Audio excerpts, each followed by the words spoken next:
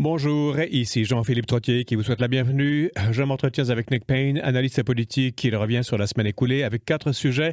Lancement de la campagne électorale fédérale. Deuxièmement, Gabriel Nadeau-Dubois quitte car il est usé. Le troisièmement, donc, c'est le Bloc québécois plus que jamais canadien. Et pour terminer, Bernard Drinville, la laïcité est-elle la seule réponse? Mais tout d'abord, Philippe Lorange, doctorant en sociologie à l'UQAM, s'attarde au lancement de la campagne électorale canadienne en s'interrogeant notamment sur la marge de manœuvre du Bloc québécois et la désaffection de sa base électorale au profit des libéraux de Mark Carney. Philippe Lorange, bonjour. Bonjour. Oui, les sondages, Unironal ne fait pas le printemps, mais c'est quand même un petit peu inquiétant pour le Bloc, non? Oui, parce qu'il y a quelque chose comme une migration des bloquistes, des électeurs bloquistes vers le Parti libéral du Canada, ce qui peut paraître assez contradictoire, puisque ce sont deux partis qui sont diamétralement opposés. Oui, tout le à Parti fait. libéral, c'est l'incarnation presque du Canada en soi, alors que le Bloc québécois, c'est quand même un parti indépendantiste. Donc, le patron de Blanchet avait dit qu'il préférait faire affaire avec Poilievre qu'avec Carney, non? Il me semble qu'il avait dit ça quelque part, non? Très possible, mais souvent, ils peuvent un peu dire une chose et son contraire sur ces questions-là, parce qu'on se rappelle qu'il y a encore une quinzaine d'années, Gilles Duceppe voulait bloquer un retour des conservateurs au pouvoir. Ah oui. Donc parfois, le Bloc québécois peut dire qu'on préfère les libéraux au pouvoir parce que c'est plus conciliant, ce genre de choses. Mais là, ce qu'on voit, c'est justement, il y a une migration des bloquistes vers les libéraux. Et là, on peut se dire, mais comment ça se fait puisqu'ils sont très opposés sur plein de questions? C'est tout simplement, je crois, parce que les Québécois s'inquiètent de la guerre des tarifs et des menaces d'annexion qui, semble-t-il, pour moi, les menaces d'annexion, c'est un peu comme une manière d'intimider le Canada, le Québec, Absolument. mais ça n'arrivera pas. C'est-à-dire qu'il n'y a aucune raison pour que les États-Unis envahissent le Canada. Et donc, c'est juste une sorte de menace pour intimider. Mais en bout de ligne, c'est pas le genre de chose qui va vraiment arriver. Après, pourquoi est-ce qu'on peut dire que le Bloc québécois descend dans les sondages? Je crois que, justement, le parti n'arrive pas à profiter de la conjoncture actuelle. C'est-à-dire que le Bloc québécois, et on pourrait ajouter aussi la CAQ de François Legault, pourrait profiter de la situation pour dire, vous voyez bien que la guerre des tarifs montre que le Québec devrait être un pays pour parler de sa propre voix face aux États-Unis, au lieu de se laisser dicter la politique de commerciale par le Canada. Et on pourrait montrer pourquoi ce serait beaucoup plus avantageux pour le Québec d'être indépendant, d'avoir ses propres porte-paroles. Mais là, en l'occurrence, on voit que la CAQ joue plutôt à Équipe Canada en disant on va rester unis, on va faire toute une équipe ensemble, alors qu'il y a quand même des réelles menaces de centralisation économique. Par exemple, quand Mark Carney nous dit il faut pas qu'il y ait 13 économies, il faut qu'il y en ait une seule. Donc ce genre de situation-là, on voit très bien qu'il y a une menace de centralisation de l'économie canadienne et de la politique canadienne. Et en ce sens, le Bloc québécois pourrait taper là-dessus pour se faire davantage connaître. Mais, Philippe Lorange, je vous donnerai le bon Dieu sans confession, mais quand même, j'ai une petite objection. Parler d'indépendance, ça ne va pas se faire dans Donald Trump est au pouvoir maintenant, son mandat va durer 4 ans en principe, espérons qu'il n'y ait pas de dynastie ou ci ou ça, mais bon, pour l'instant, c'est 4 ans.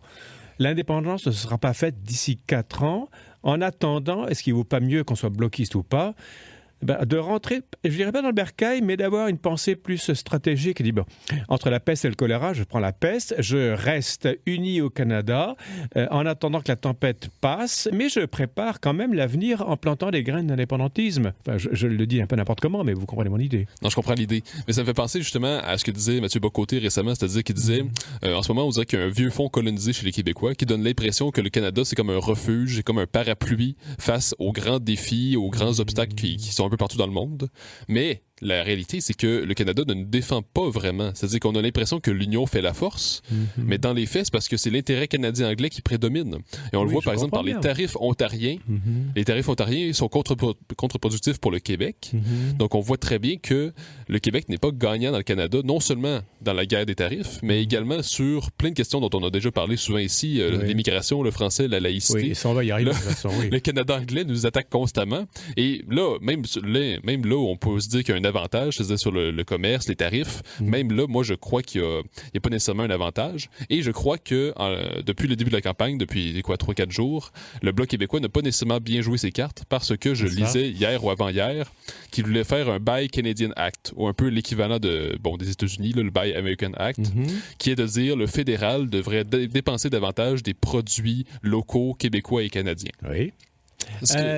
Revenons à côté à cette obsession de la colonisation des Québécois. Ça, c'est encore toutefois tout le discours indépendantiste. C'est plus complexe que ça, je pense, non? On est colonisé, ça c'est sûr, et puis on s'y complaît également, mais on est également prudent.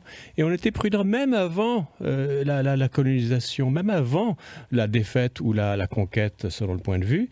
On est un peuple rusé et on regarde, on est, comment dire, un paysan, si vous voulez, parce qu'on est des paysans également, on l'était en tout cas, puis on a gardé ce vieux fonds-là, on regarde tout le temps notre intérêt immédiat. Alors, la colonisation, c'est un vieux fonds de commerce nationaliste, je veux bien, mais ça n'explique pas tout. En effet, c'est clair. Et on est... Je veux dire, le Bloc québécois, Blanchet, qui au début aurait pu, je crois qu'il pouvait faire tomber le gouvernement Trudeau à un moment donné, il a préféré monnayer son soutien en disant soutien aux aînés, etc., des mesurettes comme ça, enfin, des mesures valables, si vous voulez, mais dans une politique générale comment dirais-je, d'une province qui veut devenir un pays, c'est moins important, si vous voulez.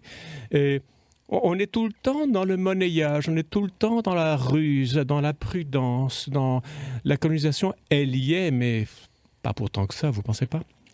Je pense que c'est lié, oui, en effet, mais on peut aussi ajouter que, par exemple, depuis, on va dire, la fin des Patriotes, oui. la défaite des Patriotes, c'est vrai que la politique québécoise est très...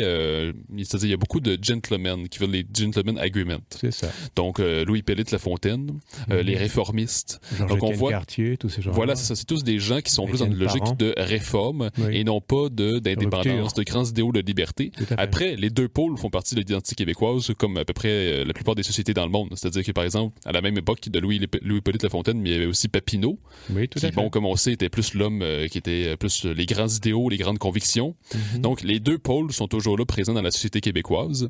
Et là, en l'occurrence, le Bloc québécois, c'est plus le parti qui, comment dire, va essayer d'alléger le fardeau canadien, d'essayer de mieux faire entrer le Québec dans le Canada pour que ce soit un peu plus, ce soit moins lourd pour le Québec, que ce soit plus accommodant. Et parfois, c'est justement la critique que va faire Nick Payne, j'en suis convaincu, il le fait souvent. Oui, bon, mais c'est-à-dire le Bloc québécois, le Bloc québécois ne serait pas assez indépendantiste, donc serait trop accommodant, trop dans une logique de réforme, alors que le Parti québécois est plus dans une logique de rupture. C'est vrai. Et je pense, en l'occurrence, que le Bloc québécois devrait prendre davantage une optique de rupture. Parce que là, par exemple, si je reprends l'idée du Buy Canadian Act que veut apporter le Bloc québécois, et bien là, il nous dit... Bon, le gouvernement fédéral devrait acheter plus souvent les produits locaux québécois canadiens. Cela dit, à première vue, ça semble être une bonne idée. Oui. Mais si on creuse un peu plus, qu'est-ce que ça signifie? C'est que le Canada peut imposer davantage ses règlements et ses demandes vis-à-vis des commerces québécois, de l'économie québécoise. Oui. Donc, c'est davantage d'ingérence dans l'économie québécoise. Mais voulez-vous qu'on fasse Buy Québécois Act? On n'aurait pas grand-chose à... Enfin, il y aurait des trucs québécois à acheter, mais on n'est pas autosuffisant quand même. Ben, le Québec est autosuffisant, je pense, quand même. C'est-à-dire que la plupart des économistes s'entendent pour dire... Les avocats?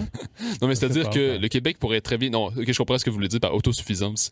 C'est-à-dire que le Québec pourrait très bien fonctionner par sa propre économie de manière indépendante. Et je pense que le Bloc québécois devrait davantage axer sur l'idée qu'il faut rapatrier les pouvoirs au Québec, qu'il faut davantage faire des choses au Québec même. Tandis que dans l'idée d'un Buy Canadian Act, c'est que là, on entretient une tutelle canadienne en se disant, on va la mettre au moins au service du Québec. Mais en faisant ça, on fait plus d'ingérence du fédéral. Le problème, c'est que quand on est intermédiaire entre un géant et un petit, si vous voulez, le Canada et le Québec, si vous voulez, aucun jugement de valeur dans ce que je dis, hein.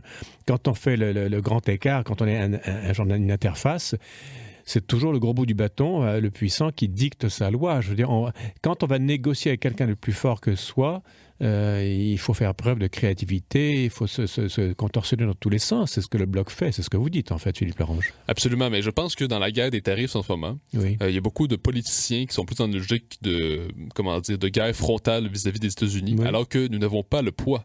Donc, le Québec et même le Canada devraient plutôt avoir, comme vous dites, une stratégie plus rusée. C'est-à-dire essayer de convaincre que finalement, c'était peut-être pas la meilleure idée qui soit que de se lancer dans une guerre des tarifs. Le rapport Canada-USA, c'est le même rapport que Québec-Canada, finalement. Petit à grand, petit à grand. Ben, en tout cas, je pense qu'il y a beaucoup de ressemblances parce que le Canada, depuis qu'il est menacé par les États-Unis, défend la souveraineté, l'identité nationale. Les candidats à l'armée ça a grimpé de 13% depuis que Trump est au pouvoir. Mais c'est peut-être pas une mauvaise nouvelle pour le Canada parce qu'en ce moment, le Canada n'a pas suffisamment de soldats pour défendre son pays. Tout à fait. Donc, c'est peut-être pas une mauvaise idée pour le pays. Maintenant, dites-moi, parlons de Mark Carney aussi, qui lui, si vous voulez, il y a vraiment deux toiles de fond. Il y a, avec le Bloc, d'abord, face à Mark Carney, candidat libéral aux élections, et Trump aux États-Unis, qui lui est déjà installé et commence à sévir à droite et à gauche. Et il y a là des combats en or pour le Québec, pour le Bloc. Malheureusement, je dirais, c'est le Mark Carney, la question d'identité, des langues, enfin tout ça, c'est le cadet de ses soucis, non? Oui, ben ça a l'air en tout cas. Oui, mais en fait, pour gagner une élection, il faut imposer la question de l'urne. Ça, c'est ce qui aide beaucoup un politicien. Par exemple, pourquoi Trump a réussi à gagner même si les médias sont tous contre lui de manière très violente? C'est parce qu'il dit tellement de choses, par exemple, radicales, exagérées, qu'il impose son sujet chaque jour. Et donc, il finit par imposer la question de l'urne. Voulez-vous trompiser Blanchet, peut-être? C'est pas ce que je veux faire. Mais ça veut dire qu'on peut quand même retenir une leçon. C'est que, par exemple, en ce moment, la question de l'urne, c'est la guerre des tarifs. Donc, qui est le mieux placé pour confronter Donald Trump dans la guerre des tarifs et la menace d'annexion. Cela dit, cette question de l'urne peut changer. Il reste encore plusieurs semaines avant l'élection comme telle. Et si, par exemple, Trump dit, bon, ben, finalement, je laisse faire les tarifs, mais là, ça peut complètement changer l'élection. En revanche, s'il dit l'inverse, je vais radicaliser, je vais rendre ça encore plus fort que je pensais, ça peut aider Mark Carney au Poilièvre, dépendamment de qui on considère comme étant le meilleur chef. Et dépendamment du chapeau que Trump va porter tel jour, tel autre jour, etc. Exactement. Je pense que Trump, il a une influence considérable sur l'élection canadienne. Après, pardon. J'allais juste dire, je regarde les affiches du Bloc québécois et ça dit, par exemple, je choisis la laïcité, je choisis le français. Donc, moi, j'apprécie ça. Pourquoi? Parce que le Bloc québécois assume les questions identitaires et en faisant ça, il rappelle sur quoi il est très fort par rapport aux autres partis. Parce que, comme on sait, les partis libéraux et le NPD sont très opposés à la laïcité, à une restriction de l'immigration. Le Parti conservateur dit qu'ils vont financer la contestation de la laïcité, ils veulent pas beaucoup diminuer l'immigration. Donc, si le Bloc québécois insiste sur des sujets sur lesquels il est fort, où il rejoint beaucoup les Québécois, il peut davantage imposer quelle sera la question de l'urne pour les Québécois. Vous pensez vraiment? Parce qu'on ne fait même pas 25% de l'électorat canadien. Les gens vont nous regarder. Je suis d'accord avec vous. Moi, je suis très... Enfin, pour le français au Québec, pour l'identité, ça fait 40 ans que je fais ça. Mais, à mon échelle en tout cas. Mais dans un cas comme celui-ci, où je ne suis même pas un quart des électeurs qui se fichent complètement d'identité, parce qu'au Canada, c'est un pays anti-identitaire qui fait son identité sur la non-identité. Vous allez crier. Dans le meilleur des cas, vous allez crier dans le désert. Vous allez avoir des électeurs pour vous au Québec, ça je veux bien. Mais bon, dans le débat actuel, si Trump commence à rugir, si Trump ci, si Trump ça, le français, la laïcité, en Alberta ou Saskatchewan, on s'en fiche pas mal. En effet, ça dépend pour qui on parle. C'est pour les Québécois comme tels. Ah, là, c'est autre chose. Ça, je suis d'accord. Pour les Québécois comme tels, je pense que c'est vraiment important, ces sujets-là. Absolument. Après, le problème, c'est que peut-être que les Québécois ont tendance à laisser de côté ces sujets-là en raison de la menace d'annexion des guerres des tarifs. Ça, c'est vrai. Après, quand on dit le Canada, c'est post-national, je pense qu'on est un petit peu en train de fermer cette parenthèse-là. Pourquoi? Parce que là, même le Parti libéral du Canada nous dit « Nous sommes fièrement Canadiens, nous allons défendre notre identité et notre souveraineté canadienne. » Allons-y, donc parlons identité canadienne, Philippe Lorange. Mais que signifie cette identité canadienne? Allez, je veux vous entendre. Eh bien, justement, ça dépend d'une région à l'autre. C'est-à-dire que, par exemple, pour l'Ouest canadien, ça signifie quelque chose. Dans l'Ouest canadien, il y a quand même une fierté canadienne et ça signifie, par exemple, certaines valeurs. Ça signifie parfois aussi la langue anglaise. Ça signifie l'attachement à la couronne britannique. Ça signifie qu'on est différent des Américains sur, par exemple, le système de santé universel, ce genre de choses. Sur le « hey ». Voilà, donc l'Ouest canadien a quand même une identité, puis on voit que dans les sondages, même si les libéraux prennent beaucoup du galon, l'Alberta et la Saskatchewan demeurent quand même fidèles au Parti conservateur. Ah ben ça, c'est dans leur ADN, ça, évidemment. Donc, oui. Le français, enfin, Mark Carney a refusé. D'abord, TVA voulait faire un débat des chefs payant, cette fois-ci, une première je crois, dans toute l'Amérique du Nord, ou je ne sais pas trop quoi. Carney a décliné. Alors, tout le monde est tombé sur ça. C'est un lâche, c'est un gars qui parle pas assez bien français, il se débine, etc. Mais il a accepté un débat français à Radio-Canada, donc il devrait se débiner pour le débat radio-canadien en français aussi. En effet, mais c'est-à-dire qu'il va quand même faire le minimum. C'est-à-dire qu'il va en faire un seul, mais un débat fédéral comme cela, je pense que ça mériterait plus qu'un seul débat. Oui. Et l'excuse de en dire... anglais et en français. Oui, mais l'excuse de dire, par exemple, j'y vais pas parce que le chef des Verts est pas là ou parce que ça coûte de l'argent. Oui. Mais c'est-à-dire, pour moi, selon moi, c'est des fausses excuses parce que dès le jour 1, Marconi, il y avait un journaliste qui avait demandé est-ce que vous allez faire le Face-à-Face TVA, puis il avait dit oui, je veux le faire. Bon, peut-être qu'il avait mal compris la question, mais je pense que c'est une mauvaise excuse de dire c'est parce que ça coûte de l'argent. Pourquoi? Parce que le Parti libéral du Canada reçoit quand même beaucoup de dons, notamment d'avocats qui sont devenus juges par la suite, comme par hasard. Tiens donc. Donc, qu'est-ce qui se passe avec cet argent-là? On le sait pas. Je sens en filigrane une critique du patronage. C'est-à-dire que ça a été relevé par les journalistes, par des enquêtes. Oui. Et donc, je pense que la question de l'argent est une fausse excuse. C'est parce que, visiblement, jour après jour, on voit que Mark Carney ne comprend pas très bien le français. C'est-à-dire qu'il le maîtrise assez moyennement. Oui. Souvent, les journalistes lui posent une question, puis visiblement, il n'a même pas compris ou à moitié. Donc, imaginez un débat complet, d'autant plus que le face-à-face TVA, c'est vraiment des affrontements de chefs, c'est-à-dire c'est des duels entre chefs. Mm-hmm. Donc, imaginez contre Yves-François Blanchet, contre d'autres chefs qui maîtrisent mieux le français comme Pierre Poilievre, ça pourrait virer très, très mal.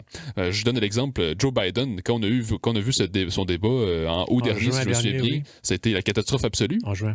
Donc, un débat peut vraiment avoir un tournant dans l'histoire de l'élection. Et si Mark Carney fait simplement le plus prudent puis dit j'évite un débat qui pourrait vraiment mal tourner, je vais juste me limiter à un seul débat à Radio-Canada. Mais il sera en français aussi, donc avec les mêmes têtes d'affiche. En effet, mais Radio-Canada est quand même un média plus complaisant à l'égard du Parti libéral du Canada. C'est quand même un média qui a fait une immense promotion de Mark Carney pendant la course à la chefferie et qui, encore aujourd'hui, en fait presque le personnage principal de l'élection, comme si tous les autres candidats étaient des personnages secondaires. Philippe Lorange, on s'interroge sur la pertinence du Bloc dans cette élection fédérale face au géant Trump au sud. Imaginons que Mark Carney ait accepté ce débat à TVA et de dépenser 75 000 $. C'est ça, je pense, le prix du débat. Bon. Mettons qu'il se serait écrasé complètement, il aurait bafouillé des petits mots en français, que sais-je. Il aurait perdu des plumes au Québec, mais à la limite, au Canada, on s'en fiche. Maintenant, des électeurs ont prouvé qu'ils pouvaient avoir un gouvernement majoritaire sans l'appui du Québec, ce qui n'était pas le cas il y a 20 ans. La donne a vraiment changé. C'est tout à fait vrai, mais là, l'élection est quand même plus se récompense, parce que quand on regarde les dernières projections fédérales, s'il y a des élections aujourd'hui, les libéraux seraient majoritaires, mais de peut-être comme 12-15 députés de majorité. Donc, si Mark Carney perd le Québec, ou une bonne partie du Québec, ça peut être très dangereux. Et là, ça peut laisser paver la voie aux conservateurs, parce que les conservateurs ont encore une bonne base dans l'Ouest canadien.